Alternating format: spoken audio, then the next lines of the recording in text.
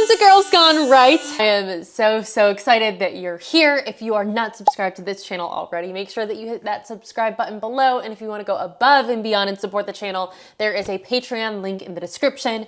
And I just feel like I have my spark back, my shimmer.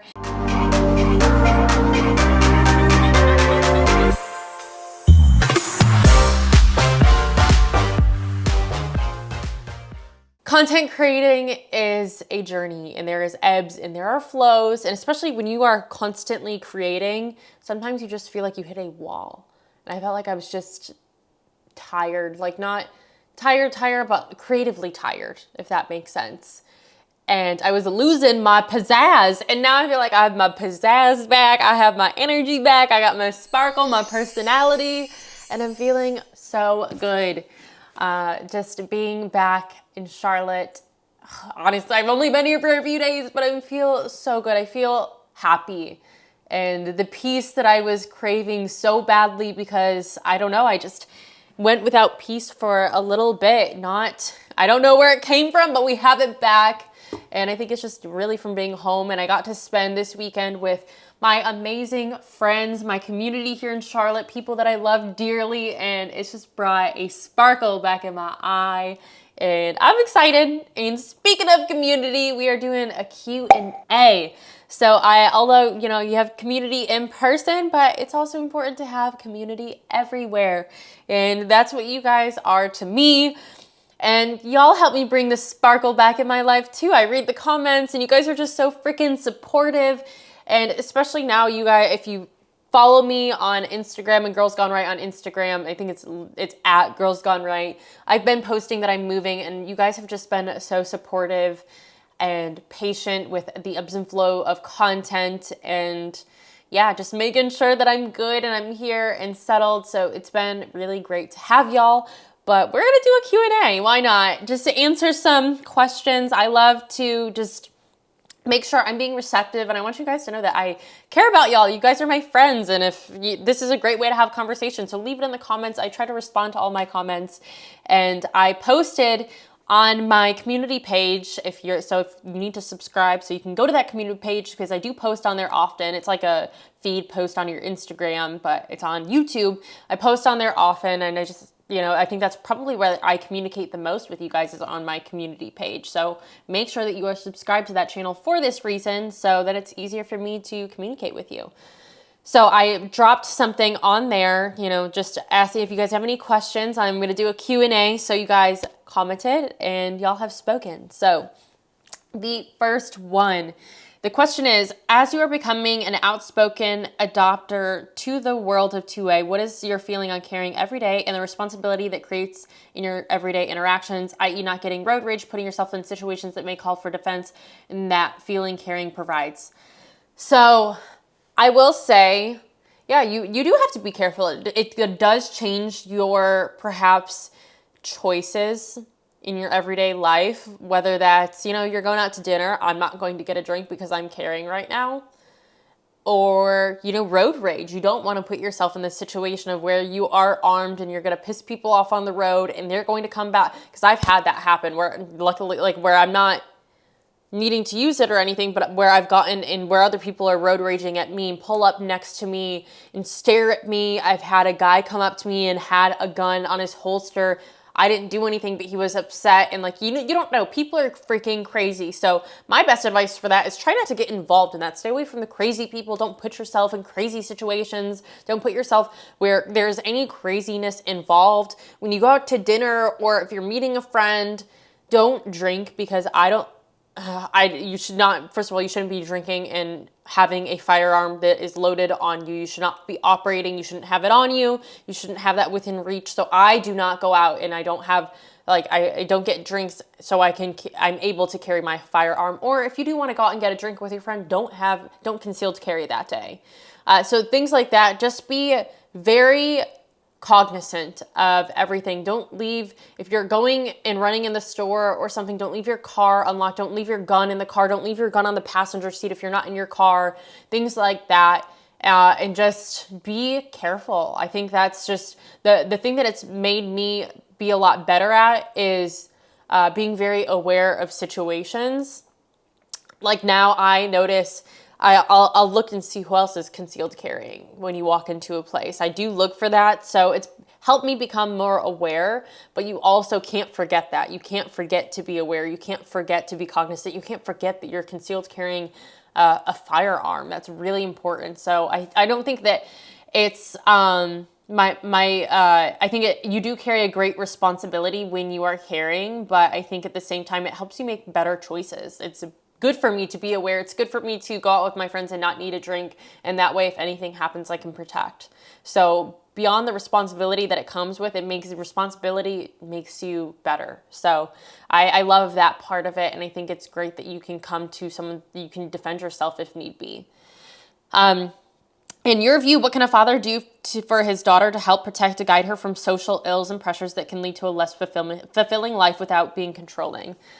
Guys, I should have my dad on here to help you guys with this question, because I think he did a phenomenal job, and I can't tell you exactly how he did it, but he did. I think he raised me so well in the way that he wasn't controlling. I mean, he was definitely a parent, and he was not always the friend. And I think there was a period where I was close, your mom's your best friend when your dad's, being more controlling. And then when your mom's more controlling, you switch sides. But I think that my dad just killed it at this, honestly. I will say the number one thing that he did was throughout everything, like even especially in high school, he wanted the open line of communication. Like I felt like I could go to him and tell him things and he wouldn't get upset. And when I did make a bad choice and I told him about it, he never got upset with me. He would just say, I care about you and I worry about you. That's why I want to know. And thank you for telling me. Like he wouldn't make it fear-based. There would, if I did something bad, I'm sure there is a punishment, but he always wanted that open line of communication. And what was more important to him was me coming to him and telling him the truth and feeling like he is someone I could go to in a time of trouble or something like that. And I don't know, I think it was just the closeness of our relationship. Like like to this day, I'm 26 years old and I feel like I could tell my dad anything. I do tell him I'll go on dates, or I'll tell him about, the drama going on in my life, which is very minimal, but like I do keep my dad in the loop. He knows a lot of what's going on in my life. And I think that's because he's always instilled that he's someone that I can talk to, but he did a very good job of inserting himself as a parent first, and then slowly built that relationship. So listen, like I got in trouble, I got grounded, but as I got older, I don't know, I think it was just, he never made it feel like I was ever in trouble and that he wasn't my friend there. I guess like not my friend, but he was always there to talk to as well, and that I could trust him and I could talk to him about anything beyond anything else. And he did a really good job. If I got myself in a situation and I got grounded or something, he would still be my friend and like care about me and my feelings and like what happened. I don't know. We'll have him on here and give you guys more details. But I think the best way, for a girl is put the authority down, make sure that she knows that there are consequences, and you can't just say that there are consequences. If they do something to break the rules, then there has to be a consequence. You have to be able to fulfill your promise, even if there is a negative reaction to whatever their choice was. You have to make sure that you're able to fulfill that. But that's first and foremost, right? You want the authority so they know that there's structure. But secondly, you need to make it known that they're so loved and that you have a good relationship by just talking to them about their day, getting to know what's going on in their personal life. I feel like a lot of parents you see, especially in the movies, that they have no idea what's going on in their kid's life. Like, oh my gosh, I have no idea who they're dating, and they just come home, eat dinner in silence, and they don't want to tell their parents anything. Make sure that you have the ability to sit down with your daughter and ask her about boys, even though it's like kind of uncomfortable because you don't really want to know about the whole boy thing. But as a parent, you want to know what's going on in their life. It's more important than the uncomfortableness conversations may be, or even a daughter's probably not going to want to tell you everything, but whatever's going on, you want to know about what's going on in her life, whether it's girl gossip, whatever's going on at school. You want to sit down and you want her to feel like she can talk to you about those things. So I think that's definitely important. And let's say, you know what, she did something bad. Let's say I don't even know what kids do that I couldn't even tell you, but let's say she broke a rule. make sure that there's a consequence, but sit down and don't make it feel like you're upset. Don't make it seem like you're angry. Say, listen, like, be very cool-minded and be very chill. I guess not chill's not the right word, but be very even-keeled and have a conversation with them, but explain to them there is consequences, but explain the why. Because I think a lot of the confusion with parenting is I'm being told no, but I don't know why. So explain, why you have these rules, because you care about her. And my dad would tell me the same thing too. Like, I'm not telling you that you can't, I'm not telling you that you have, or like, I'm not giving you a curfew because I don't care about you. I'm giving you a curfew because I can't, everything's out of my control. Whatever happens past midnight, I'm not going to be there to help you, or X, Y, and Z. So I think it was always everything that he told me, that the rules, he explained it in a way that I knew that he cares about me. And I think that really helps. So I'll definitely have him on a podcast. What are your thoughts on the ongoing border and immigration issue occurring in the United States at the moment?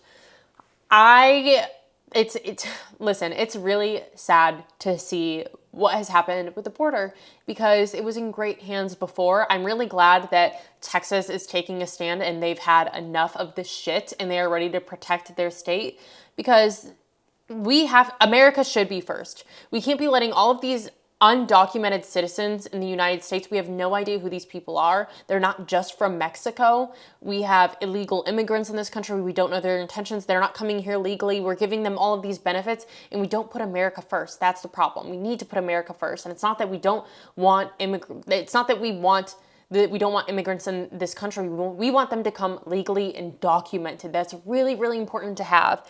And Trump stood for that. He said he wants people to come here legally, and I think we need to build that wall so we can protect our country first. But hopefully we're on the up and up. I know Texas is finally taking a stand, and other states are backing them, which is amazing to see. And it's their constitutional right. And hopefully after this election, we get the right person in place where they can make better decisions on this border, because it's been really just pushed aside, and we know that there has been a crisis for so long, but no one has done anything about it. Since Biden has been in office, it's all gone downhill, and he hasn't taken any initiative. So it's been really sad to see, especially the border states that are having to suffer. And soon it will be everyone else. So I'm hoping that the decisions will be shortly in the right hands. Let's see. Do you know of any good dating websites in the West Coast area, or just in general, for people that would watch your channel, even if they're not religious but don't mind chatting with people who are? Okay, so I would say dating websites. I know there is Date Right stuff, so that is a conservative dating app, but sometimes it's hard because maybe someone's a moderate, and that doesn't mean that they're a liberal, but maybe they're just like not super political. You don't always have to have someone that's super political. I think that that's something that I kind of caught myself doing. Like, it's not that I need to have someone super political. I need someone that is strong in their values and is religious and believes in what I believe in, especially like my values. They're morally grounded, but it doesn't mean that they need to be heavily involved or feel like they need to voice their political opinions just to me, just in your relationship. I think that's fine. So I would say, other than that, Hinge, you can actually, you can put your religious beliefs, you can put your political beliefs on there, you can put where you're looking for, your dating goals, and then you can even upgrade to premium and filter out all of those people. So I think that's the people that, let's say liberals and things like that, you are able to filter that out. And I think you can even see the vaccine status. So it depends how far you want to get into the rabbit hole, but there's so much that you can do. And I would say Hinge probably has the most amount of users on there. So if you use it right and you're looking for people that you can identify with, then I would say Hinge. Let's see. Is your next gun the Walther PDFP F series? So my next gun, I'm building an AR right now. I bought a few pieces. So basically I bought the piece that needs to be registered, the receiver, back in Tennessee, and I'm going to be building the rest of that. I will be building it on my Patreon, because you can't build a gun and then post the building part on YouTube. So I will be building it, but I'll be posting that video on Patreon where it's allowed. Obviously, like once it's all done, I'll show you guys the model, but I'm really excited for this. I've been working with Paul from the Nashville Armory on building it, and I'm just really excited to have something custom. I almost bought just a normal AR, the one that was already built before I left, but I just felt like there was something about building it and getting to make personal choices on it that I was really interested in. So, and also, I'm in North Carolina now, in Charlotte. So Palmetto State Armory is near here, and they have some great options as well to build. So, yeah, that's as much as I'm willing to give away right now, but I'm really excited to have that done. Okay, so also, did you download GrayJ yet? It's an app that lets people subscribe to creators instead of channels. So if this platform ever decides to pull the plug, subs can still follow the creators. Okay, so I've actually heard of this, and I am so glad I'm reading this because I do definitely want to do that. That's a great suggestion, and it is a great reminder. I think I saw it briefly, but I never like clicked on it and set it up, so I will set that up. I think that's really important, especially for creators. Like, you can build a channel and have 450 videos, and you can have 100,000 subscribers, and YouTube can just shut down your account the next day. Like, it's out of your control. For like private business, it just depends. Like Instagram, you can get banned and all of your content is gone. And if you don't have that saved, I have mine all saved on an external hard drive, a backup external hard drive. I am very protective of the content that I make because it has taken so much time. Like, I look back at this channel and there's so much effort that goes into this. So I definitely have it all backed up, because, you never know when shit's gonna hit the fan and you want any old episodes or something like that. So it's always good to back it up. But I do need to have GrayJ so I can have all my subscribers in one place. Okay, do you plan to homeschool your children if you decide to have them? I 100% want children. I want like 4 kids, preferably. If God will let me, I want a lot of kids. Homeschooling, let's see. Honestly, I know it's very controversial in the conservative movement of like, you should homeschool your kids. You don't know what the curriculum is and what they're being taught, and they're being indoctrinated. I personally, I would probably want them to go to a private Christian school, but even a lot of people say that there is indoctrination going on. So I don't know. I think it just depends when I'm ready to have kids, where things are at in the world. And if things really, truly haven't gotten better, especially in the education system, then I would seriously consider homeschooling. I'm hoping that I'm going to be a PTA mom and I can really make a change, because like, also you think about it, there's kids that have to go to school, and I think it would kind of give me the initiative to make a change. Because like, let me tell ya, if there is a mission, I am on it. I'm just like, I'm get her done. So if there is something going on in school and they have a book that should not be in there, bet your ass I am going to that PTA meeting and making changes. Like, I'm happy to go out there and advocate my heart out for the right thing. So I don't know. I think honestly, like, either way, I'm very confident that I'm going to give my kid the proper education they need. So whether that's homeschooling, if I see fit and if I see that I can do that, or even if it's sending them to like a private Christian school, I think that might just put a light under my butt to go make a change and honestly help the other kids and help out the other moms and, lead. So we shall see when it gets closer. Obviously that will be a topic of discussion. Have you ever went skydiving or ever wanted to skydive? So I actually do really want to skydive. I don't know if I'm fearful of it. I'm kind of like an adrenaline junkie. I love, that feeling of excitement that, oh my gosh, you don't know what's about to happen next. I love adrenaline, and I kind of live my life like that. I love shooting guns. You get adrenaline from that.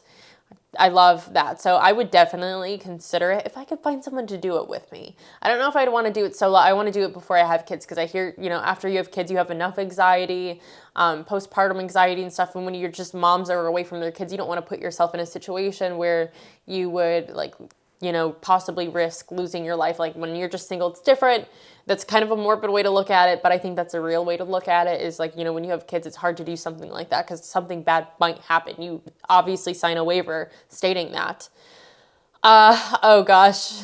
We got some silly ones in here. We got some silly ones. We're going to not do the silly ones. Where do you see yourself in 2 years? So 26 right now, I'll be 28 and a half. Honestly, I would love to be married. I would love to start a family. I'm hoping in 2 years I'll be able to do both of those. However, I haven't met my husband yet. So there's that. But I honestly, I think now that I'm in Charlotte and I'm putting my roots down here for good. No more moving. I am home. My community's here. My family's here. I really feel like I'm ready for the next step in my life. And I'm very much so excited for that. So I'm hoping that I can just meet my person here. I don't know. I felt like Nashville, although like it's perspective, but I never felt like it was home for me. Like I knew that I wasn't ready to like settle down there. And I think it's just because I didn't have the kind of community that I have here. So now that I'm here, fingers crossed that, you know, my fairy tale can come true. But, you know, next step is hopefully married with kids, kid on the way. But I still want to be doing Girls Gone Right. That's never going to stop, I don't think. And, you know, maybe like in 2 years, it will evolve and who knows what the topics will be. I'm going to be a more evolved human being, but I still just want to keep doing this and I want to be doing YouTube full time. That is my absolute dream, is creating meaningful content and giving value to people. That's like my ultimate dream. So besides being like a mom and a wife, but like I guess if I'm going to work and have career, this is it. Would you join the military? Okay, so guys, this is a funny story. So after high school, I went to one of the recruiting centers and I tried to go into the Navy. I tried to enlist myself because I wanted to be a nurse in the military and that was like my dream. And it was a good way to pay for college.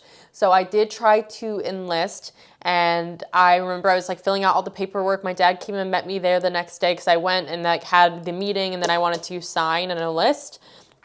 And then they asked me if I had asthma and I didn't know the military trick, but I said, yes, I do have asthma. And they were like, sorry, can't have ya. So anywho, didn't make it because I didn't know that I was supposed to tell them I didn't have asthma. I was just being an honest woman and I have asthma. So that makes me no good. And that was back in 2019.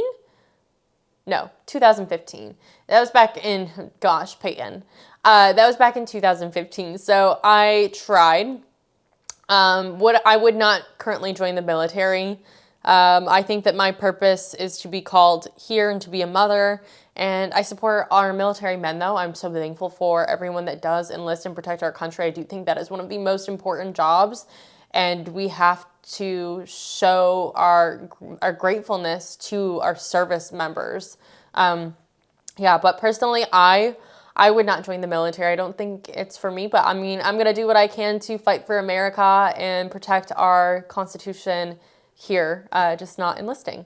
So thank you guys for submitting your questions. I always enjoy, you guys have some really thoughtful questions and they make me think. So you guys give me good ideas and I'm gonna call my dad after this and I'm gonna see if he wants to, I know he will. But I'm going to have him on Girls Gone Right and give you guys some dad dating advice from the solid guy that raised me. He's absolutely phenomenal. So really excited for that one. Thank you guys for putting in your time and answering the questions. And thank you guys for watching Girls Gone Right.